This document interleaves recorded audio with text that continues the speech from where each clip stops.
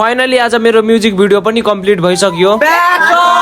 So hey guys good morning. हामी खाना साना खाएर रेडी भइसकेको छौं र ग्याजेटहरु पनि प्याक भइसकेको छ। म्युजिक भिडियोको मेन एक्टर भनेको यो साथी हो। यहाँदेखि जानु पर्ने हुन्छ हामीलाई मोरङतिर। हुन त अहिले पनि मोरङतिरै छु तर भित्री गाउँतिर सुट गर्ने छौं। केटाहरुलाई आधी बाटो छोडेर भिडियोग्राफरलाई लिन जानु पर्ने हुन्छ। भिडियोग्राफर मतलब हाम्रो अखिलेश दाइ। त्यसपछि आउँछौं हामी सुमन दाइको घर। क्यामेराहरु सेट गरेर सेटिङहरु मिलाउँदै छु। त्यसपछि सबैजना मिलेर गर्छौं पूजा। अनि क्यामेरामा चढेको पैसाहरु सबै पर्न भाइले लियो। फर्स्ट सीन चाहिँ हामी रुम भित्रै सुट गर्छौं। यो गाना चाहिँ सुमन दाइको र मेरो कोल्याबोरेसनमा आउँदैछ। गाना त 2 महिना अगाडि नै रेडी थियो तर म्युजिक भिडियो बनाउनलाई चाहिँ टाइम थिएन। वेडिङ सिजनमा अब बिहेको काम पनि गर्नु पर्ने हुन्छ मलाई। त्यही भएर अफ सिजनमा चैत्रमा हामी म्युजिक भिडियो सुट गर्दैछौं। घरको सीन सकेपछि अब जानु पर्ने हुन्छ हामीलाई क्रेसर। आउँदै साथ म आफ्नो र्याप क्लिपहरु सुट गर्छु। यो गानाको टाइटल रहेको छ आमा सङ। यो गाना र भिडियोमा मैले भोगेको घटनाहरु देखाइरहेको। गाना पनि आफ्नै, डाइरेक्टर पनि आफ्नै, क्यामेराम्यान पनि आफै भएपछि धेरै नै गाह्रो हुन्छ सुट गर्न। जस्तो कि अहिले मलाई हुँदैछ। क्रेसर त आइम तर यहाँ चाहिँ हामीले काम गरेको सिनहरु चाहिरहेको थियो। अफ सिजनमा सबै फोटोग्राफर भिडियोग्राफरहरु यसरी नै काम गर्ने। थोरै डाँडातिर आएर म र सुमन दाइ अहिले चाहिँ र्याप गर्दैछु। अलिअलि पानी परि नै रहेको थियो तर पनि हामीले सुट गर्यौं। हामी सुमन दाइको घर पनि पुगिसक्यौं र अहिले हामी चिउरा र भुजिया खाँदैछौं। लो बजेटमा सुट गरेपछि यस्तै यस्तै खाना पाइन्छ। त्यसपछि फेरि गर्छौं हामी नाइट सुट।